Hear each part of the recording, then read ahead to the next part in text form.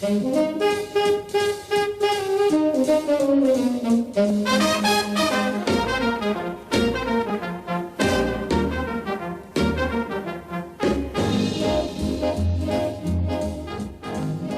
the Front Range of the Rocky Mountains in beautiful Colorado, it is Friday, October 2nd, 2020, and this is Truly News.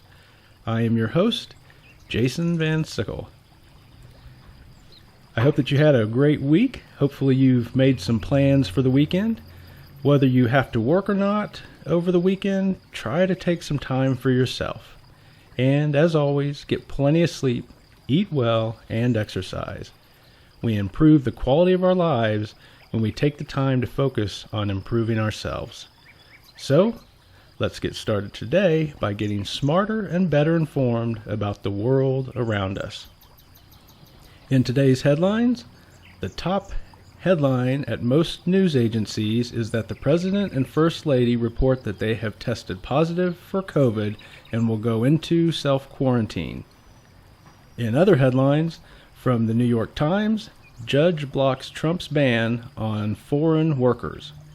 Judge White of U.S. District Court for the Northern District of California temporarily blocked further implementation of the sweeping order issued in June as it applied to thousands of companies seeking to bring workers into the United States on a wide array of visas. From the Wall Street Journal, the U.S. economy was laden with debt before COVID. The country entered the recession with record levels of consumer, business, and government debt. That is bad news for a recovery. From the Los Angeles Times, crews battling fires in California's wine country brace for dangerously dry and windy conditions in the days to come. This as wildfires continue to burn across California and many other western states. And finally, a quick look at the other headlines that are crossing the wire at Reuters News. In a statement on Thursday, Trump says that he condemns all white supremacists. Texas governor shuts down drop-off sites for early mail votes. The Republican governor of Texas on Thursday said each county in the state will only be limited to a single site for dropping off absentee ballots, drawing condemnation from Democrats and voting rights advocates.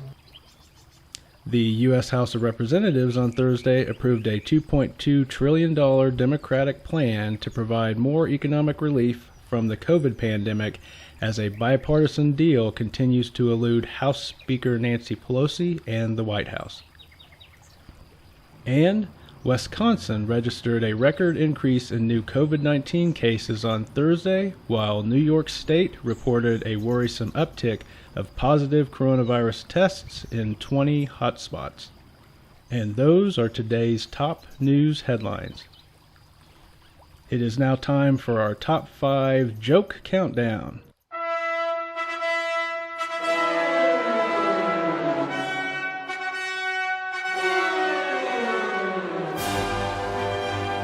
As usual, bringing us the countdown is my friend Billy Cunningham. Billy is a comedian who goes by the stage name Potbelly. So, now I turn things over to Billy. Yeah, thank you, Jason. Our jokes today come from Country Living Magazine at countryliving.com. Some of the jokes ain't exactly like the ones on the site. I done a little flibbity-jibbity with some of the words just to make 'em funnier. Now, I can't promise funny, but I will try. Like Mama once told me before I got on stage at the Pozzoli Ravioli Ristorante and Country Club. She said, "Billy, make they bellies dance like they got ants in the crack of they pants." Yeah. Oh, so, remembering Mama's wise words of encouragement, I bring you the top 5 countdown. And our category for today is dad jokes. Hoo-hoo, the best kind. Oh, baby, here we go. Our number 5 joke for today's countdown. A son asks his dad, "Dad, did you get a haircut?" His dad replied, "No, son, I got them all cut." Oh, yeah. Number 4. A dad asked his daughter, "Did you hear the rumor about butter?" She said, "No. What is it? Tell me." But he simply replied, "No, no, no, no, no. I'm not going to be the one to spread it." It's a butter joke. Oh, boy. Number 3. Young Tommy Flifferbaum said to his dad, "Dad, can you put my shoes on?" His father turned and looked at him and said, "No, sorry, son. I don't think they'd fit me." Oh, he didn't know what his son meant. Oh, number 2. Driving down the street with his young daughter, Patty Pumpernickel. Daddy Pumpernickel turned to her and said, "Do you see that graveyard over there?" "Yes, Dad," she answered. "Do you know why graveyards are always overcrowded?" "No, why, Dad?" "Well, because people are always dying to get in." Oh, yeah. And your number 1 dad joke of the day. How do you make a tissue dance? Well, you put a little boogie in it.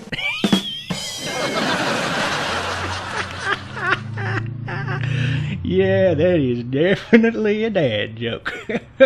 Oh, howdy. Well, all kidding aside, folks, those are your dad jokes for the day. Glad we had this time together this morning. Hopefully one of those jokes at least made you smile. Have a good rest of your day, and as always, this is Billy Potbelly Cunningham saying 10-4, good buddy. Over and out. Thanks, Billy. Well, there you have it, folks. Billy and his top 5 countdown. We now return to the news. In today's science and technology headlines, from NASA, NASA has announced its next launch of astronauts to the International Space Station. On October 31st, 2020, NASA astronauts Mike Hopkins, Victor Glover, and Shannon Walker will fly to the space station along with Japanese astronaut Soichi Noguchi. Since the crew will be flying on the SpaceX rocket, this will be the first crew rotation mission with 4 astronauts flying on a commercial spacecraft. From CBS News in Pittsburgh, fireball in the sky. Social media lights up with reports of giant meteor across the East Coast. The American Meteor Society, a nonprofit group, said it received more than 200 reports of a bright fireball over eastern Ohio and parts of Pennsylvania. Robert Lunsford, a society official, said the fireball was most likely a random meteor. Amateur footage of the meteor can be found on YouTube with the search CBS Pittsburgh Meteor. And from Space.com, U.S. military eyes nuclear thermal rocket for missions in Earth-to-Moon space flights. The government has awarded a $14 million contract to demonstrate a nuclear thermal propulsion system. Such systems are seen as being more powerful and efficient than most rocket engines used to travel in space. And those are your science and technology headlines for today. And now we take a look back in time at events that occurred on this day in history. To present this segment is Don Shonery, a famous thespian and self-described history connoisseur. I am truly honored to have him on this podcast. And now, I turn things over to Don. Thank you, Jason. I appreciate the opportunity to delve deep into the annals of history and present your fine audience with those newsworthy events that happened on this day in history. In 1962, 58 years ago, Johnny Carson took to the stage for his first night as the new host of The Tonight Show, a show that was shown at night. He would go on to host the show for 30 years, hosting over 4,500 episodes. It was a truly manly feat of endurance. A tip of the hat to you, Sir Johnny. A tip of the hat to you. In 1950, 70 years ago, Charles Schulz debuted his comic strip called The Peanuts, a comic that introduced the nation to Charlie Brown and his dog Snoopy. What a great duo. I think of the many moments that I shared with that jocular pair. Ha ha, ha ha, ha ha. And finally, on this day in the year 322, 1,698 years ago. Oh, sweet giblets, that was a long time. Oh, yes. Sorry, dates get me excited sometimes. Nonetheless, on this day in that year, Aristotle died of a bad case of indigestion. True story, folks. True story. And that is your look at this day in history. Back to you, Mr. Jason. Thank you, Don. Don hasn't had much work in the theater in a long time, so I know he really appreciates us letting him share his knowledge and insights this morning. And now we return to our look at the headlines. In health news, Healthline.com reports Fauci says the flu is not trivial and to get your flu shot. On Thursday, the National Foundation for Infectious Diseases and the Centers for Disease Control and Prevention hosted an hour-long webcast in which leading infectious disease specialists discussed predictions for the upcoming flu season and tips for how people can protect themselves. Fauci said, quote, "It is a serious disease. It is not trivial. Let's do what we can with the tools that we have, and we have good tools in the influenza vaccine," unquote. From National Public Radio, huge study in India finds that kids and super spreaders are driving COVID-19 cases. In the largest human study of transmission patterns for COVID-19, researchers in India tested more than 500,000 people who came in contact with 85,000 individuals infected with COVID-19. The focus of the study was to examine how the coronavirus spreads. One of the major findings was that children are spreading the virus amongst themselves and also to adults. And from the BBC, research suggests that loss of a sense of smell may be a more reliable indicator of COVID-19 infection than cough or fever. A study by the University College London of 590 people who lost their sense of smell or taste earlier in the year found 80% had coronavirus antibodies.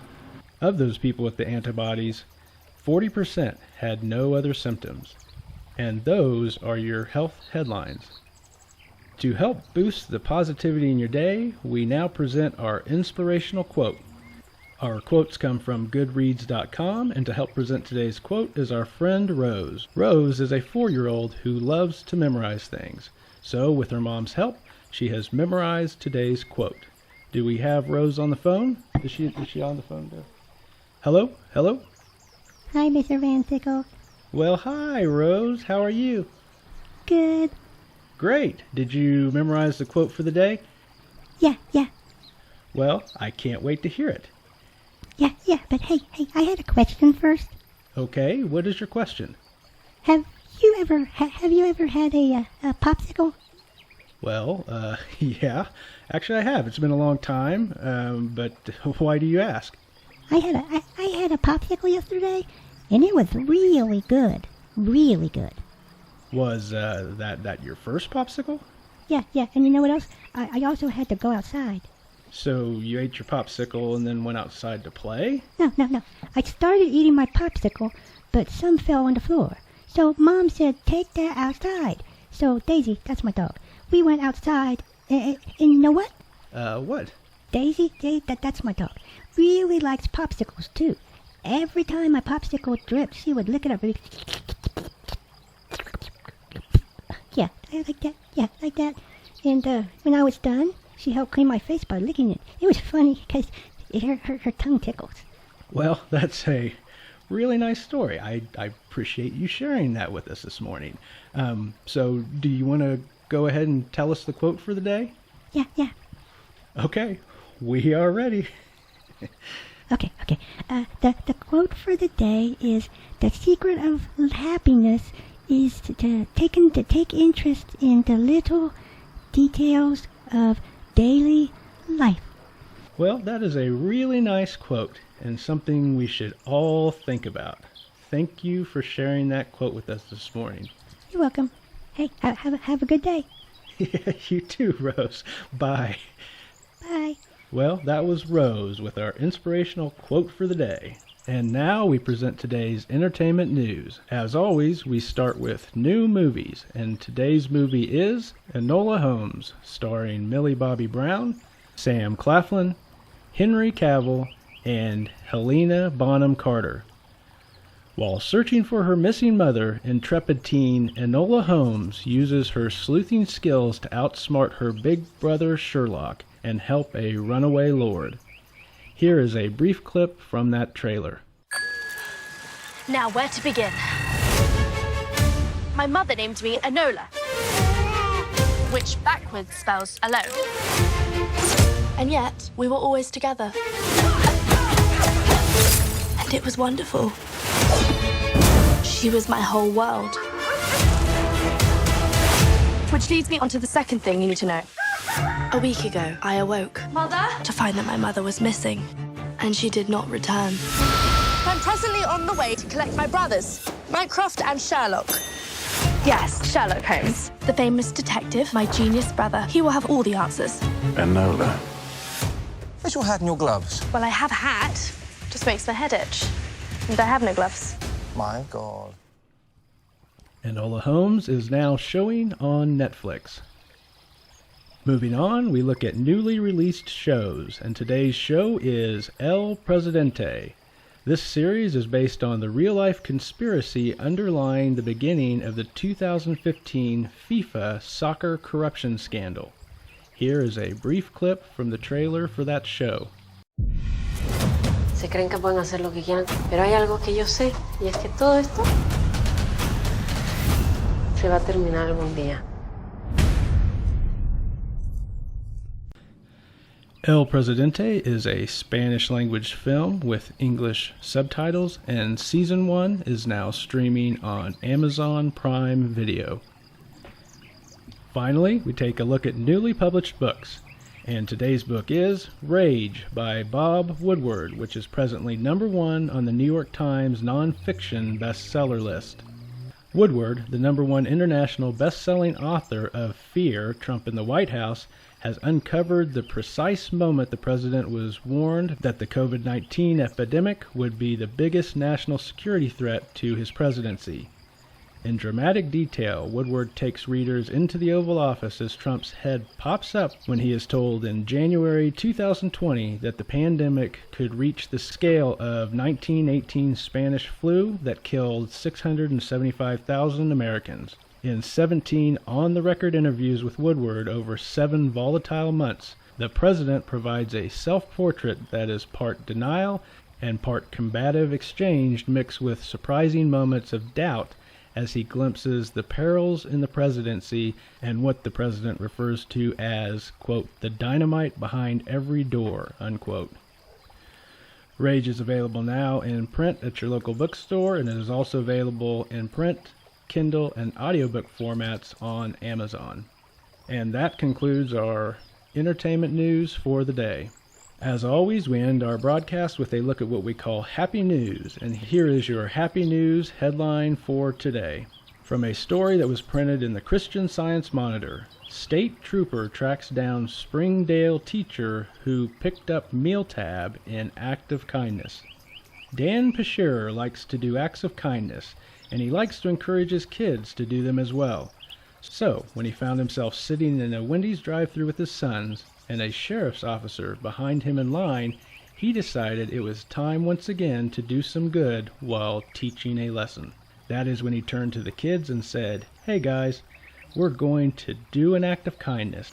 The Wendy's had 2 windows, one for payment and one to pick up the food. After paying for his food and the troopers, Dan moved forward to the second window where he could see the trooper being told that someone had paid for his meal. The trooper shook his head, smiled, and waved, and that was all the thanks that Dan needed. However, on Monday, Dan received a surprise in the mail. The trooper had tracked him down through his license plate and sent him a handwritten thank you letter. It read, quote, "I would like to personally thank you for paying for my meal. It was an act you didn't have to do, but did out of the kindness of your heart. In this current atmosphere, it has been easy for me to forget about such acts of kindness and compassion. It also reaffirms my commitment and sense of service to the citizens of Armstrong County and the Commonwealth of Pennsylvania." And that is your news for October 1st, 2020. Have a great day.